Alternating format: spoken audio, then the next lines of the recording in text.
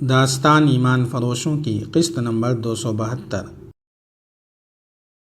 میں تمہیں آبرو فاختہ لڑکی سمجھتا تھا، لیکن تم عقل اور فراست کی باتیں کرتی ہو، امر درویش نے کہا۔ میں حسین اور میٹھا زہر ہوں، عاشی نے کہا۔ پتھروں کو موم کرنے کی مجھ میں تربیت دی گئی ہے۔ میں کوئی سیدھی سادی لڑکی نہیں، جابر حکمران کی تلوار اپنے قدموں میں رکھوا سکتی ہوں اور عالموں کے منہ پھیر سکتی ہوں، مگر اپنے آپ کو موم سمجھنے لگی ہوں جو ذرا سی حرارت سے پگھل جاتی ہے، کسی پتھر کو نہیں پگھلا سکتی۔ رات گزرتی جا رہی تھی، نیند کا خمار اور امر درویش کی باتیں عاشی پر غالب آتی جا رہی تھیں۔ نیند سے اس کی آنکھیں بند ہونے لگیں۔ وہ پلنگ کی پایتی بیٹھی ہوئی تھی، وہیں لڑک گئی۔ اس کی جب آنکھ کھلی تو اس نے اپنے آپ کو پلنگ پر اور امر درویش کو فرش پر سوتے دیکھا۔ اس نے امر درویش کو جگایا نہیں، اسے دیکھتی رہی۔ اس کے سینے میں ہلچل برپا ہو گئی۔ اس نے اپنے گالوں پر اپنے آنسوؤں کی نمی محسوس کی اور حیران ہوئی کہ اس کے جسم میں آنسو بھی ہیں۔ اس کے آنسو کبھی نہیں نکلے تھے۔ اس نے امر درویش کے پاس دو زانو ہو کر اس کا ہاتھ اٹھایا اور آنکھوں سے لگایا۔ امر درویش کی آنکھ کھل گئی۔ عاشی کی ہونٹوں پر مسکراہٹ نہ آئی۔ اس نے اسے یہ بھی نہ کہا کہ تمہیں فرش پر نہیں سونا چاہیے تھا۔ وہ خاموشی سے باہر نکل گئی۔ واپس آئی تو اس کے ہاتھ میں پانی تھا جس سے امر درویش نے وضو کیا اور نماز پڑھنے لگا۔ عاشی کمرے سے چلی گئی۔ ناشتے کے بعد سوڈانی سالار دو سلیبیوں کے ساتھ آ گیا۔ میری ایک بات غور سے سن لیں، امر درویش نے سالار سے کہا۔ مجھے کسی بھی وقت اسحاق کی ضرورت محسوس ہو سکتی ہے۔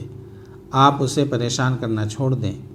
اسے کسی کھلی اور آرام دہ کوٹھری میں رکھیں۔ اسے تہہ خانے سے نکال کر اوپر لے آئیں۔ وہ میرا دوست ہے۔ مجھے جب اس کی ضرورت ہوئی تو میں اسے منا لوں گا، اسے دھوکہ بھی دے لوں گا۔ اگر وہ نہ مانا تو آپ اس کے ساتھ جو سلوک مناسب سمجھیں کریں۔ سوڈانی سالار نے کہا کہ ایسا ہی ہوگا۔ صلیبی مشیروں نے امر درویش کو ٹریننگ دینی شروع کر دی۔ اس نے خوبی سے نقل کی۔ انہوں نے اسے جو باتیں بتائی وہ بھی اس نے زبانی یاد کرنی شروع کر دی۔ 4-5 روز اس کی تربیت ہوتی رہی۔ دن کے دوران صلیبی اس کے ساتھ ہوتے تھے اور رات کو عاشی اس کے پاس ہوتی تھی۔ یہ لڑکی اس کی مرید بن گئی تھی۔ اس کمرے میں جا کر وہ اپنے آپ کو پاکیزہ لڑکی سمجھنے لگتی تھی۔ 6-7ویں روز امر درویش ایک درویش کے روپ میں اپنے علاقے میں جانے کے لیے تیار ہو گیا۔ اسے درویشوں اور مجذوب عالموں کے کپڑے پہنائے گئے۔ عاشی نے اسے کہا تھا کہ وہ جب اپنی مہم پر روانہ ہو تو اسے بھی ساتھ لیتا چلے۔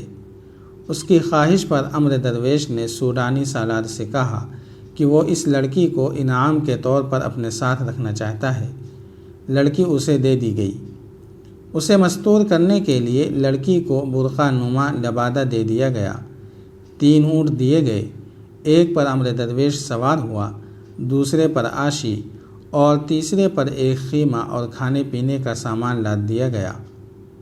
سوڈانی سالار نے امر درویش کو 2 باتیں بتائیں۔ ایک یہ کہ اسحاق کو تہہ خانے سے نکال کر اوپر کھلے کمرے میں بھجوا دیا گیا ہے، اور دوسری یہ کہ مسلمانوں کے علاقے میں اپنے آدمی موجود ہیں جو اسے خود ہی ملیں گے اور اس کی مدد کریں گے۔ امر درویش عاشی کو ساتھ لے کر ایک خطرناک مہم پر روانہ ہو گیا۔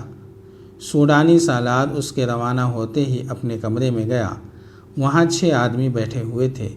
وہ سب سوڈانی مسلمان تھے اور مسلمانوں کے پہاڑی علاقے کے رہنے والے تھے۔ انہیں سوڈان کی حکومت سے بہت انعام و اکرام ملتا تھا۔ اپنے علاقے میں وہ پکے مسلمان بنے رہتے تھے۔ وہ جا چکا ہے، سالار نے انہیں کہا۔ تم دوسرے راستے سے روانہ ہو جاؤ۔ اکیلے اکیلے جانا۔ اپنے علاقے میں پہنچ جاؤ اور اس پر نظر رکھو۔ جہاں تمہیں شک ہو کہ یہ شخص دھوکہ دے رہا ہے، اسے ایسے طریقے سے قتل کر دو جس سے کسی کو پتہ نہ چلے۔ میں اور آدمی بھیج رہا ہوں، انہیں اپنے گھروں میں رکھ لینا۔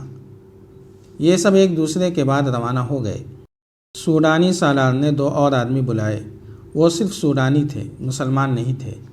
ان سے سالار نے کہا، ان مسلمانوں کا کوئی بھروسہ نہیں، اپنے علاقے میں جا کر سب ایکا نہ کر لیں۔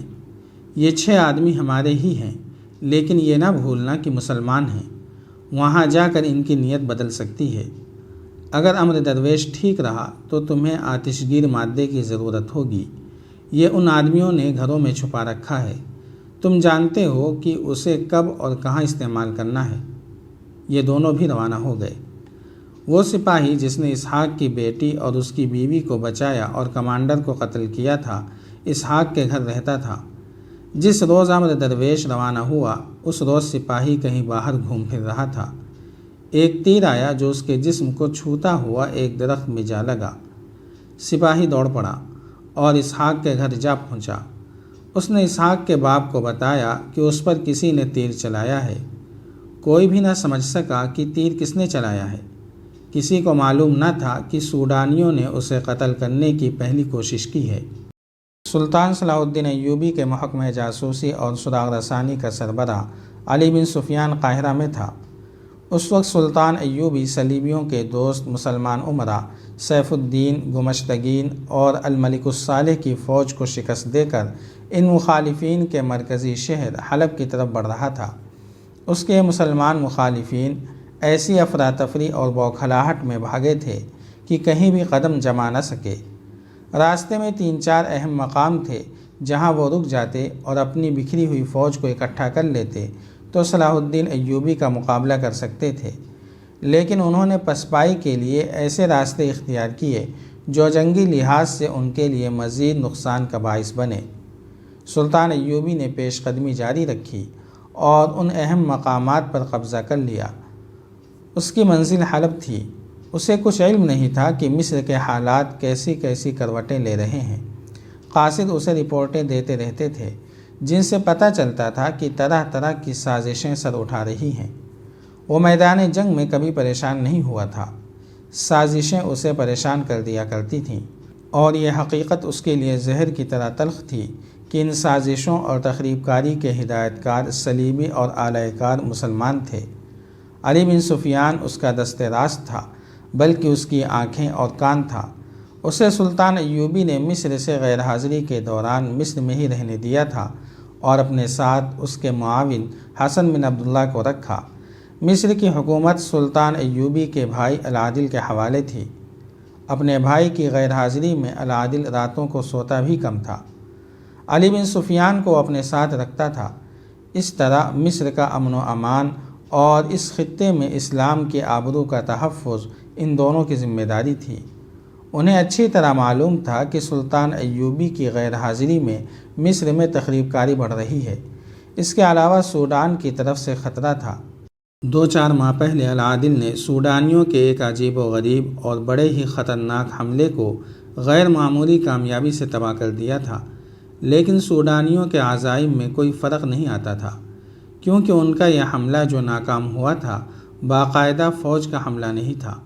سوڈان کی باقاعدہ فوج نقصان کے بغیر تیار کھڑی تھی۔ اس فوج کو صلیبی تربیت دے رہے تھے اور بعض دستوں کی کمان بھی صلیبیوں کے ہاتھ میں تھی۔ سوڈان کے خطرے کی پیش بندی یوں کی گئی تھی کہ سرحد پر سرحدی دستوں کی نفری میں اضافہ کر دیا گیا۔ ان کے علاوہ علی بن سفیان نے اپنے شعبے کے بے شمار آدمیوں کو سرحد پر پھیلا دیا تھا۔ یہ سب جاسوس اور مخبر تھے۔ وہ صحرائی مسافروں اور خانہ بدوشوں کے بھیس میں سرحد پر گھومتے پھرتے رہتے تھے۔ ان کا رابطہ سرحدی چوکیوں کے ساتھ تھا۔ ان کی چوکیوں پر ان کے لیے گھوڑے تیار رہتے تھے۔ سرحدی دستوں کے گشتی سنتری بھی ان کے ساتھ رابطہ رکھتے تھے۔ ایک انتظام اور بھی تھا۔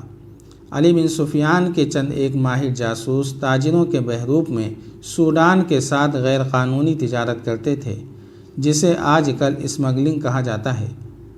انہیں مال دے کر سرحد پار کرا دی جاتی تھی۔ یہ لوگ سوڈان جا کر یہ ظاہر کرتے تھے کہ وہ مصر کے سرحدی دستوں کی آنکھوں میں دھول جھونک کر آئے ہیں۔ سوڈان میں بعض اجناس کی قلت تھی جس میں اناج خاص طور پر قلیل تھا۔ سلطان صلاح الدین ایوبی کی ہدایت کے تحت مصر میں زیادہ اناج اگایا جاتا تھا، جس کا کچھ حصہ جاسوسی کے سلسلے کی اسمگلنگ کے لیے الگ کر لیا جاتا تھا۔ جاری ہے۔ اگر آپ کو یہ قسط وار سلسلہ پسند آ رہا ہے تو لائک، شیئر اور کمنٹ کے ذریعے ہماری حوصلہ افزائی کریں۔ جزاک اللہ خیرا۔